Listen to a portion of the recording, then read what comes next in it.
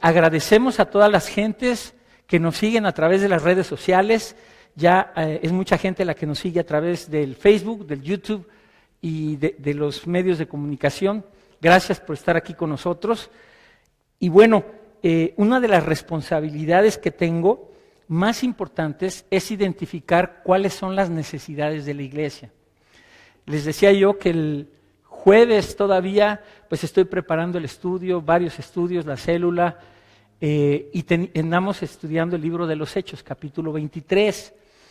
Y no sé cuántos de ustedes saben que tenemos un ministerio de oración e intercesión. Esto es importante, hermano, porque mucha gente viene a la iglesia, pero todavía no se involucra con las actividades de la iglesia. Y yo le quiero decir algo, los tres pilares del cristianismo son la predicación de la palabra de Dios, las misiones, el evangelismo, que es lo que Dios nos permitió hacer al apoyar a estos niños de Puerto Alegre, y la oración. Una iglesia que no está fundamentada en la oración es una iglesia desprotegida completamente. Y cada primer sábado de cada mes se reúne el grupo de intercesión y oración y estuvo una sola persona.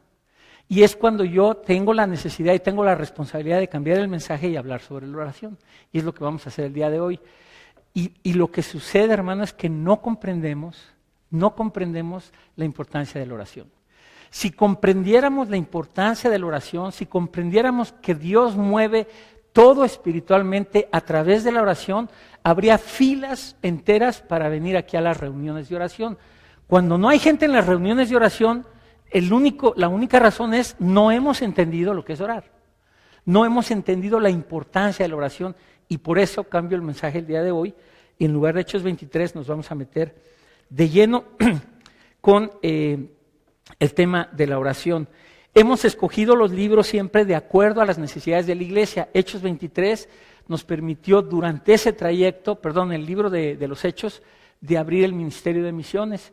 Y ahorita estamos abriendo una pausa para hablar sobre la oración, sobre la importancia de la oración, que creemos que es un cimiento de la iglesia cristiana, porque queremos, hermanos, transformarnos en creyentes que estemos constantemente pensando en Dios y convertirnos en creyentes que dependamos de Dios de verdad.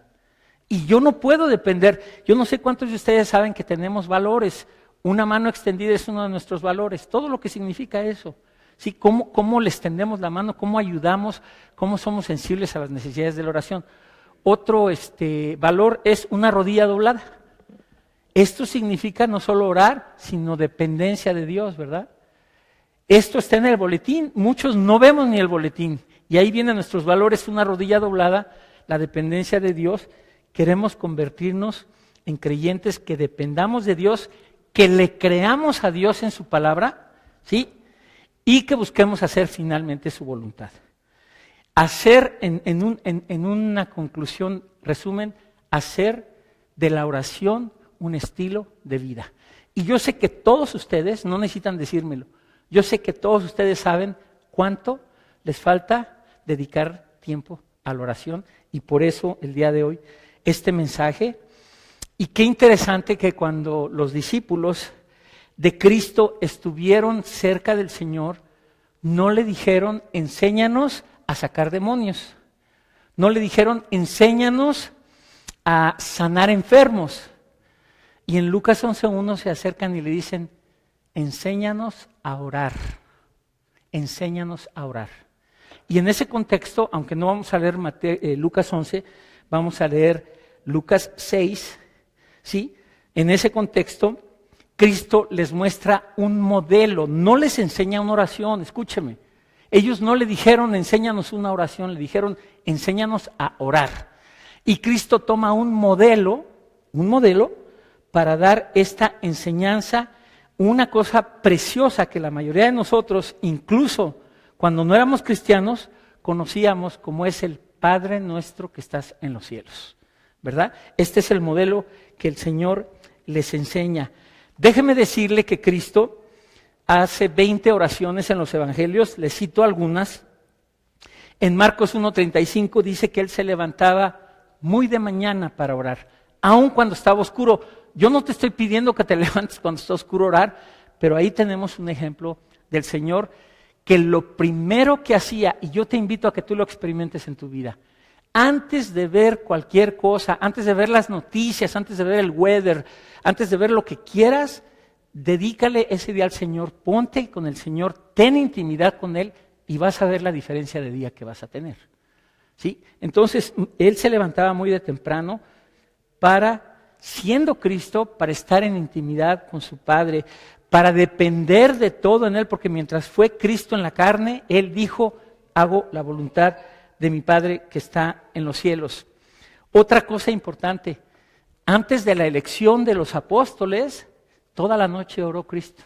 Fíjese si no será importante, antes de elegir a las personas que iban a ser los apóstoles, el fundamento de toda la iglesia del Nuevo Testamento, se puso a orar toda la noche. En Juan 17 tenemos la oración que se llama en la teología sumo sacerdotal, que es donde él está pidiendo por la unidad de todos nosotros y de la iglesia.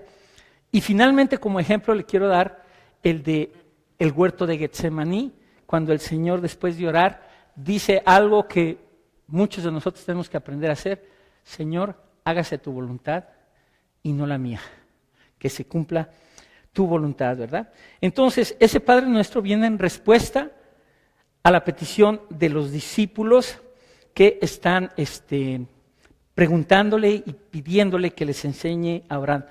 Yo no sé cuántos de ustedes saben que esta nación, los Estados Unidos de Norteamérica, que es una nación preciosa, maravillosa, que no solo nos ha recibido a nosotros, se fundó con la Biblia. Esto lo dice un salmo. Y esta nación llegaron los pilgrims de allá de Europa, huyendo por la persecución, y llegaron con la Biblia en 1605 a Virginia, y toda la Constitución de los Estados Unidos está basada en la palabra de Dios. Toda la Constitución.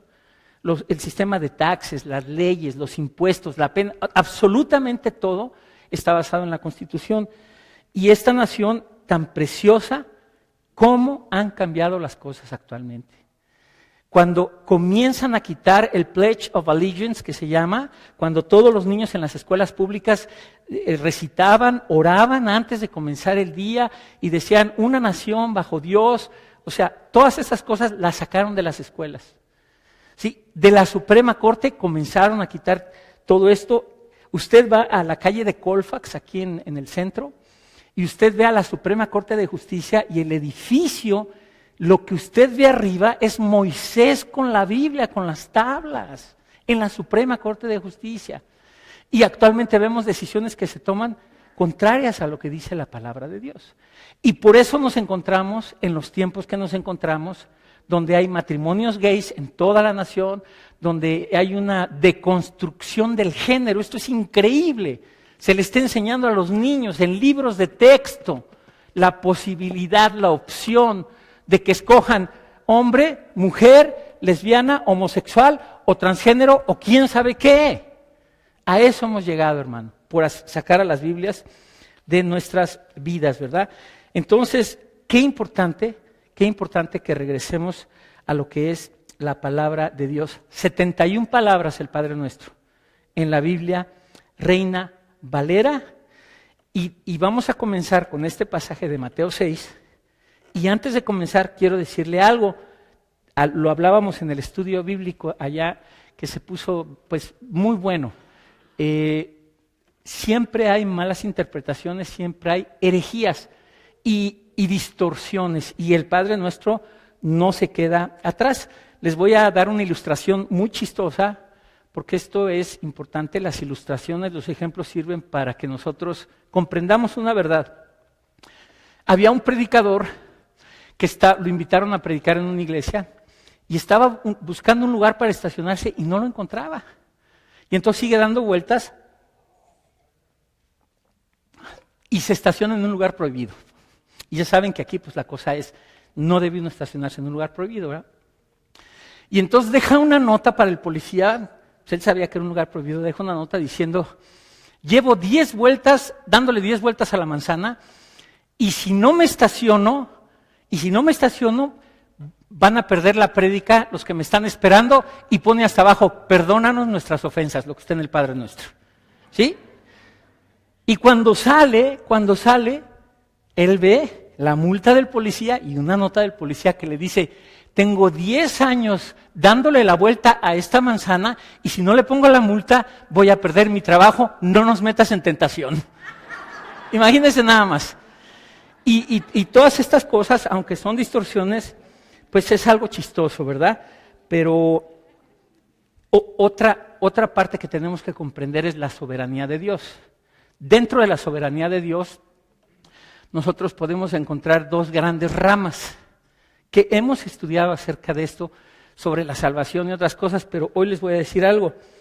El calvinismo es en honor a un teólogo, Juan Calvino, y el arminianismo también viene del nombre de Jacobo Arminio. Uno calvinista, otro arminianista, o sea que tenemos dos grandes vertientes, el calvinismo y el arminianismo. Allá abajo explicábamos la importancia de tener balance, y esta ilustración que les voy a dar nos muestra esto perfectamente. Y yo quisiera que todos ustedes sepan que en Vidanueva, en la iglesia de Vidanueva para Denver, hemos tratado de encontrar un balance tomando lo mejor de cada denominación y enriqueciendo nuestro cristianismo, porque reconocemos que todas las denominaciones tienen cosas buenas y cosas malas. Entonces, cuando una denominación dice, yo tengo la verdad absoluta y los demás los empiezo a ver inferiores, ya estamos mal. Y tratamos de reconocer eso, ¿verdad? Entonces, otra ilustración, ahí les va. Hay dos personajes dentro de la teología muy famosos. Uno se llamó George Whitefield. Este era un evangelista calvinista 100%. Y el otro era John Wesley, del movimiento metodista y del movimiento pentecostal. Y este era un evangelista arminiano.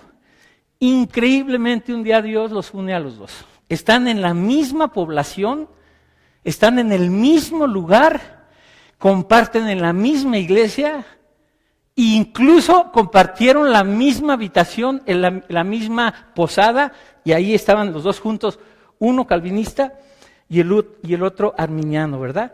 Entonces llega el día después de la predicación, y el que comienza a orar es George Whitefield, y hace una oración muy sencilla y dice, Señor, te doy gracias por todas las personas que hoy oyeron tu palabra, gracias por los que salvaste, amén. Y se va a dormir y va John Wesley y le dice, ¿es esto a lo que lleva el calvinismo? Reclamándole que nada más oró 4 palabras y se fue a dormir, ¿verdad?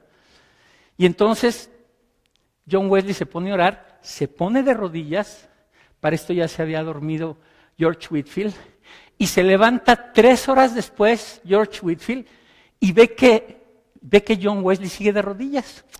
Imagínate nada más. Y entonces va y lo mueve y está dormido. Está dormido John Wesley y lo mueve y le dice, ¿es esto a lo que lleva tu arminianismo? Le dice. Entonces, ni uno ni otro, ¿verdad? Necesitamos encontrar un balance importante, porque los calvinistas dicen que todo depende de Dios y nada del ser humano, y los arminianos dicen que casi todo depende del ser humano y muy poco de parte de Dios. Bueno, qué increíble, hermano, que el Padre Nuestro combina las dos. O sea, el Padre Nuestro nos muestra, tuyo es el reino, tuyo el poder, tuya la gloria, tuya la alabanza, hablando de Dios, y muestra la necesidad tan grande, danos nuestro pan de cada día, perdona nuestras ofensas. Ahí está completamente resumido esto, ¿verdad? Vayamos a Mateo 6, después de esta introducción, y leamos este pasaje, y voy a leer desde el verso 5 hasta el 15, del verso 5 al 15, Mateo 6, versos del 5 al 15. Comienza con 2 advertencias que ahorita vamos a explicar. Dice, y cuando ores, no seas como los hipócritas, porque ellos aman el orar en pie en las sinagogas y en las esquinas de las calles para ser vistos de los hombres. De cierto os digo que ya tienen su recompensa. Mas tú cuando ores, entra en tu aposento y cerrada la puerta, ora a tu Padre que está en secreto, y tu Padre que ve en lo secreto te recompensará en público. Verso 7, y orando no uséis vanas repeticiones, como los gentiles o paganos, dice otra versión, que piensan que por su palabrería serán oídos. No os hagáis pues semejantes a ellos, porque vuestro Padre sabe de qué cosas tenéis necesidad antes que vosotros le pidáis. Vosotros pues oraréis así: Padre nuestro que estás en los cielos, santificado sea tu nombre, venga tu reino, hágase tu voluntad como en el cielo, así también en la tierra. El pan nuestro de cada día, dánoslo hoy, y perdónanos nuestras deudas, ofensas, como también nosotros perdonamos a nuestros deudores, quien nos ofende, y no nos metas en tentación, mas líbranos del mal, porque tuyo es el reino y el poder y la gloria por todos los siglos. Amén. Porque si perdonáis a los hombres sus ofensas, os perdonará también a vosotros vuestro Padre Celestial. Mas si no perdonáis a los hombres sus ofensas, tampoco vuestro Padre os perdonará vuestras ofensas. Déjeme decirle que el contexto de esta oración es el Sermón del Monte, que usted encuentra en Mateo 5, 6 y 7, en donde Cristo da una cátedra en donde los más grandes psicólogos cristianos han dicho que no, si se reunieran todos los libros de salud mental y de ayuda de motivacional para los seres humanos para que mejoraran, no le llegan al Sermón del Monte. Es algo maravilloso. Entonces, Cristo da una cátedra y viene y comienza él explicando la ley de una manera mucho más profunda y más amplia, y dice, oísteis que fue dicho en la ley, y empieza a citar varias cosas, y dice él, mas yo os digo que no. Entonces, cuando empieza a decir esto, Cristo dice, oísteis esto, pero yo te digo que ames a tus enemigos. Oísteis que si tú con una mujer, pero yo te digo que con solo verla y desearla en tu corazón, ya eres adúltero. Y comienza con todo esto, ¿verdad? En ese contexto llega lo de la oración y nos da dos advertencias Jesús. La primera, ¿sí? Dice que no oremos como los hipócritas, que nos cuidemos, escúchame, de caer en la religiosidad. Yo no sé cuántos de ustedes saben que el espíritu religioso fue lo que causó la crucifixión de Jesús. Ellos no lo sabían, ¿verdad? Pero fueron los fariseos y los escribas. Entonces, cuidado con caer en esta religiosidad, porque dice aquí, hermano, que las intenciones de orar de esta manera que lo hacían ellos era para ser vistos por los hombres. Sí, esa era el corazón. O sea, el sistema religioso de Israel ya estaba podrido, hacían comercio en el templo, compraban animales patichuecos, cojos, tuertos, para ofrecérselos al Señor, compraban esto, por eso Jesús les vuelca las mesas, ¿verdad? Pero lo más significativo de todo es que cambiaron a Jehová de los ejércitos, cambiaron al Dios de la Biblia por un sistema religioso lleno de tradiciones de hombres. Y esta era una de sus tradiciones. A las 3, a las 6, a las 9, a las 12 iban los fariseos, les venían cargando su cola por atrás y se paraban en medio de la calle y empezaban a voz alta a decir, yo, Señor, te alabo, para ser vistos por los hombres. Y nos advierte Cristo, cuidado con orar de una manera religiosa, ¿verdad? Porque esto se centra en el hombre y no en Dios, hermano. Esto se centra en el hombre y no en Dios, ¿verdad? Vayamos a Mateo 23 por un momento, en donde Cristo les da las palabras más fuertes, tal vez de todas las que él habló a los fariseos y los escribas, y veamos esta verdad en el verso 28, Mateo 23, 28.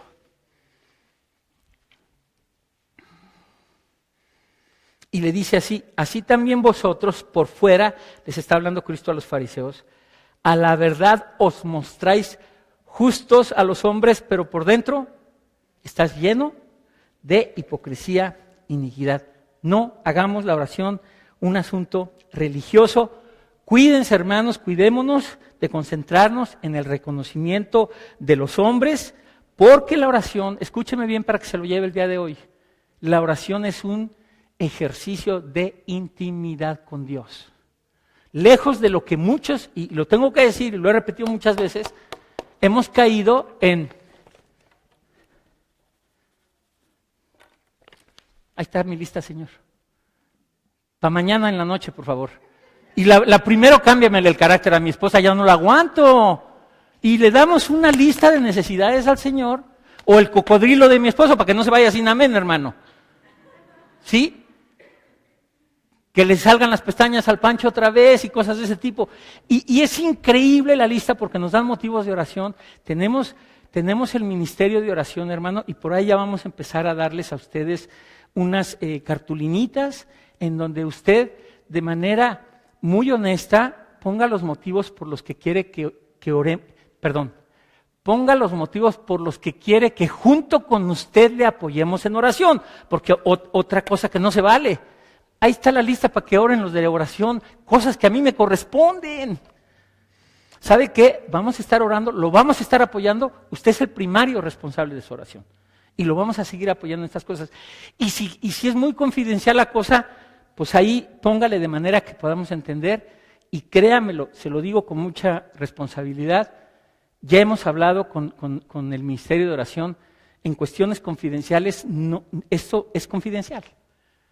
Y no queremos enterarnos de su vida. Póngale como usted quiera, pero eso es el Ministerio de Oración, ¿verdad? Entonces, no se nos olvide que no es una lista de peticiones, sí se vale pedir, porque una de las acepciones o de los conceptos de orar en el hebreo es pedir, sí se vale pedir, pero déjalo al final. Porque aquí comienza con alabanza primero, y aquí le traigo una lista del orden de la oración, pero antes de irnos ahí, vámonos a la segunda advertencia. La primera, no hagas de la oración un asunto religioso. Hermano, yo se los digo con mucho cariño, mire, cuando oramos por los alimentos, algo tan sencillo. Señor, bendice este alimento, va para adentro. Pues ya cómprate un perico que repita. O sea, por lo menos, Señor, gracias. O sea, cuánta necesidad hay en el mundo. Vi a los niños de Puerto Alegre, les mandamos agua, no tienen agua. Y yo aquí quejándome de los frijoles fríos. O sea, por lo menos que tengamos esa sensibilidad de no caer en lo mecánico, en lo automático, o como dice Armando, cómprate un perico y que repita, ¿verdad? Entonces, primera advertencia, no hagas de la oración un asunto mecánico, un asunto religioso, porque también el religiosismo, ¿verdad? Y lo voy a decir con mucho cariño, aquí está mi esposa, cuando comenzamos nuestro cristianismo, pues no sabíamos. Y entonces íbamos a dar gracias por los alimentos, Panchito tenía 7 años, 6 años, y Sandrita empezaba a orar, no hombre, como 40 minutos, y Panchito viendo así ya la sopa, así. O sea, gracias por los alimentos, vamos a orar, a interceder, ahora sí véngase de noche, vamos a doblar nuestra rodilla, vamos a orar por interceder. O sea, en cada cosa no hagamos algo religioso, mecánico o completamente distorsionado, ¿verdad? Segunda advertencia, que no oremos como los paganos. Y orando no uséis vanas repeticiones como los paganos que piensan que por su palabrería serán oídos. Otra vez, no volvamos y no caigamos en estas cosas. O lo voy a decir de manera muy respetuosa, fórmulas de oración. No estoy en contra en que se me envíe un modelo para orar. En lo que sí estoy en contra, y cuidado, en que diga, repite esta oración y vas a ver qué poder tiene tan jefe, porque la repitas. No, cuidado con eso. Hay hermanos que envían oración, ¿sabes qué? Bueno, tú síguela, pero entonces le quiero advertir algo, cuando usted sigue un patrón, una cosita que siempre es lo mismo, está perdiendo el elemento de derramar su corazón delante del Señor. Lo estamos haciendo ya con una fórmula que no es, ¿verdad? Que no es. Entonces, aquí dice que no oremos como ellos, que hacen grandes repeticiones, porque lo que Dios quiere, hermano, es que tengas una relación personal con Él. En tus palabras, con lo poco que tengas de vocabulario, Dios quiere que tengas una relación personal, que lo busques íntimamente, que antes de pedirle llegues y digas, quiero pasar un tiempo contigo, Señor, conocerte cada vez más. Esto es importantísimo. Si usted aprende a hacer esto, va a ver qué clase de relación va a tener con el Señor, ¿verdad? No caigamos, pues, en la superficialidad. Ahora, qué interesante, véngase a Lucas 18, porque esto le pasó a un ser religioso. Lucas 18, veamos el ejemplo del fariseo y del publicano, o del fariseo y el gentil. Mire lo que dice en Lucas 18, del 9 al 14, le leo toda la enseñanza. Y todas estas parábolas que Cristo les da a los fariseos, bueno, los pone, mire lo que dice, a unos que confiaban en sí mismos como justos y menospreciaban a los otros, dijo también esta parábola. 2 hombres subieron al templo a orar. Uno era fariseo y el otro publicano. El fariseo puesto en pie, escuche lo que dice la Biblia, oraba ¿para quién? O sea, para él, oraba consigo mismo, de esta manera, Dios, te doy gracias porque no soy como los otros hombres, ladrones, injustos, adúlteros, ni aun como este publicano. Ayuno 2 veces a la semana, doy diezmos de todo lo que gano. Y el publicano, estando lejos, no quería ni aun alzar los ojos al cielo, sino que se golpeaba el pecho diciendo, Dios, sé propicio a mí pecador. Escuche las palabras de Jesús. Os digo que ese publicano, en forma honesta, descendió a su casa justificado antes que el otro, porque cualquiera que se enaltezca será humillado y el que se humilla será... Lo tengo que decir, hermano, hay quien ora para sí mismo, para sentirse jefe y decir, qué padre oré. Mire, increíble, ¿eh? Bueno, hasta te grabas la oración, pues. Yo no sé cuántos de ustedes saben, y no los estoy criticando, que en el Tíbet, esto es algo que vale la pena estudiar. En el Tíbet tienen cilindros los monjes, y pasan y a los cilindros les hacen así, y los tienen que estar, y ellos creen que mientras más vueltas les den y repitan, más pues su deidad o la divinidad o yo no sé quién, los va a bendecir más. Fíjense nada más, qué tremendo, ¿verdad? Y Dios, vuelvo a decirte esto para que te lo lleves, la oración en primer lugar es un ejercicio de intimidad. Dios quiere que tengas una relación con Él. Dios busca tu corazón, no la superficialidad, ¿verdad? Esto es importante. Ahora, vamos a hablar, en primer lugar, el Padre Nuestro, regresamos a Mateo 6. Comienza con alabanza. Mateo 6. Y abre Jesús la oración diciendo, Padre nuestro que estás en los cielos, santificado sea tu nombre, ¿verdad? Acercarme antes de pedir cualquier lista de necesidades de esta manera, alabando al Señor, agradeciéndole, reconociendo su grandeza, diciéndole, Señor, tú eres el Rey de Reyes y el Señor de Señores, ¿verdad? Y luego viene una lista de diferentes cosas, ¿verdad? Que dice, venga tu reino, hágase tu voluntad. Imagínense qué pasaría si nosotros buscáramos hacer la voluntad del Señor, hermano. Si nosotros buscáramos hacer la voluntad, que dice aquí que como en el cielo. Pregunta, ¿cómo se hace la voluntad de Dios en el cielo? Perfecta. Y así dice, así como en el cielo, en la tierra, ¿verdad? Y entonces yo ya puedo llegar diciendo, Señor, que se haga tu voluntad en mi vida, en mi relación contigo, que se haga tu voluntad en mi vida con mi esposa, con mi relación con mi esposa, que se haga tu voluntad en mi vida con mis hijos, que se haga tu voluntad en mi vida en la iglesia en donde yo sirvo, Señor, y que tú seas quien hace todas las cosas y me dirija para yo poder hacer todo dependiendo de ti. Y esto es importante. Y luego viene la provisión de Dios, ahí dice, ¿verdad? Danos nuestro pan de cada día.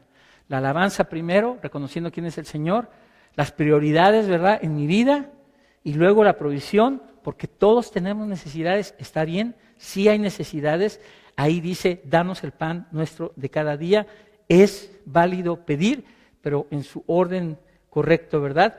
Y luego dice algo increíble, perdona mis ofensas, así como los que me ofenden me perdonan a mí, y esto nos habla de las relaciones con los demás. Y agrega diciendo al final el Padre Nuestro que si nosotros no perdonamos a los hombres, fíjate, la falta de perdón, que nosotros tampoco vamos a recibir el perdón del Señor, ¿verdad? Increíble. Ahora, déjenme concluir con algunas preguntas, porque esto es importante, vamos a profundizar. ¿Es nuestro Padre Celestial de verdad? Porque le estamos diciendo, Padre nuestro. Es nuestro Padre. Y si no es tu Padre, ahorita vamos al final a cerrar para que te asegures que verdaderamente sea tu Padre. Y siguen las preguntas. ¿Puedo llamarle a Dios Padre si no reflejo su amor hacia los demás? ¿Puedo decir que estás en los cielos si todos mis intereses son aquí terrenales? ¿Puedo decirle, venga tu reino, si no estoy dispuesto a que sea real en mi vida? ¿Es el soberano real de mi vida? ¿Puedo decirle, hágase tu voluntad, si lo único que quiero hacer es mi voluntad? ¿Puedo decirle el pan nuestro de cada día cuando no me importan las necesidades de los demás? Último, ¿puedo decirle, perdona nuestras ofensas y sigo guardando rencor contra alguien? Tuya es la gloria cuando todo es yo. Cuidado con esa manera de orar superficial. Y quiero cerrar haciendo un llamado. Si Dios no es tu Padre el día de hoy, yo no sé cuándo recibiste a Cristo, si vienes a la iglesia, si te gusta venir, pero tú necesitas un Salvador. Y la Biblia dice que es Cristo Jesús. Y que Él es el único camino para llegar al Padre. Si tú no has recibido a Cristo como tu Señor y Salvador, perdóname, Dios no es tu Padre.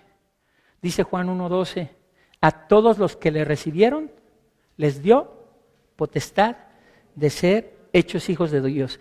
En el momento en que tú ejerces tu voluntad y tú reconoces tu necesidad y tú te arrepientes y le pides perdón y le dices, entra a mi vida, Señor, en ese momento tienes la salvación y dice la Biblia que eres parte de la familia de Dios. Eres puesto, injertado dentro del cuerpo de Dios y el Espíritu Santo comienza a morar dentro de ti en ese mismo momento.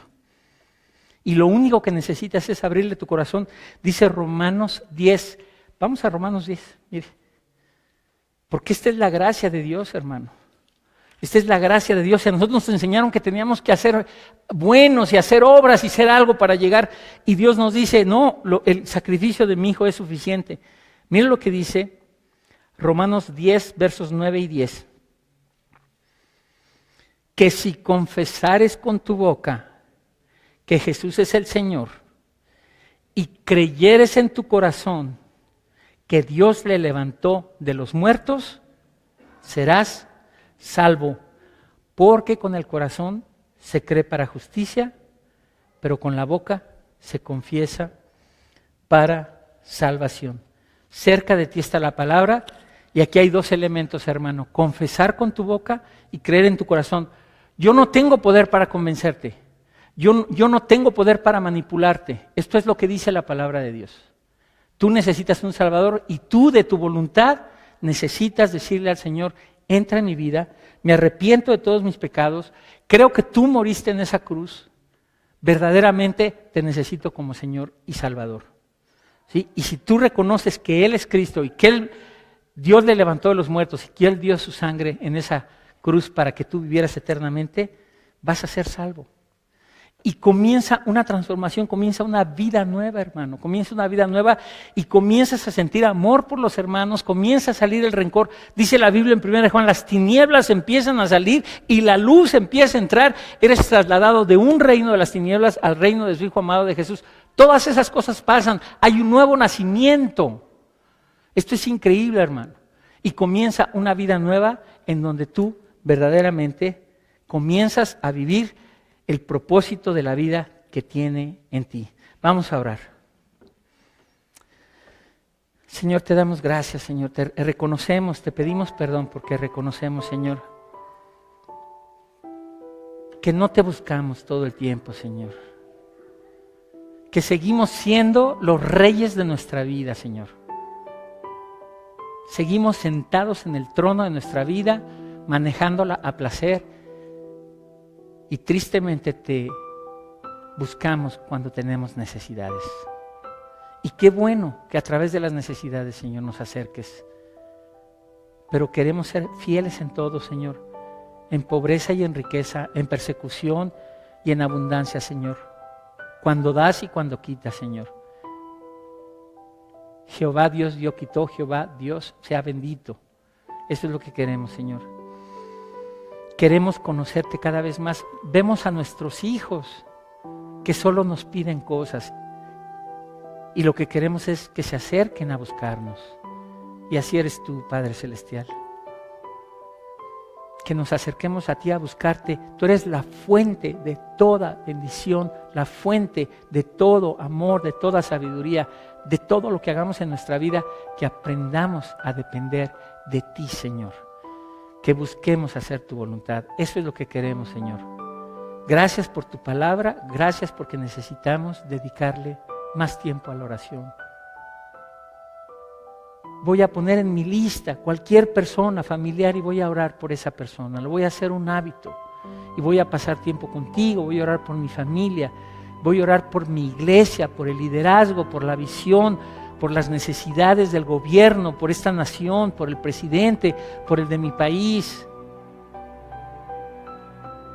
Y esto refleja mi amor, mi sensibilidad, Señor, de que tú has entrado en mi vida cuando yo intercedo por estas razones, estos motivos. Y al final, tú ya conoces mis necesidades, Señor, y lo que sea tu voluntad, eso recibo, Señor. Te doy gracias en el nombre de Jesús, por algo tan maravilloso como la oración, Señor. Gracias te damos, te bendecimos y te alabamos en el nombre de tu Hijo Jesús. Amén y amén.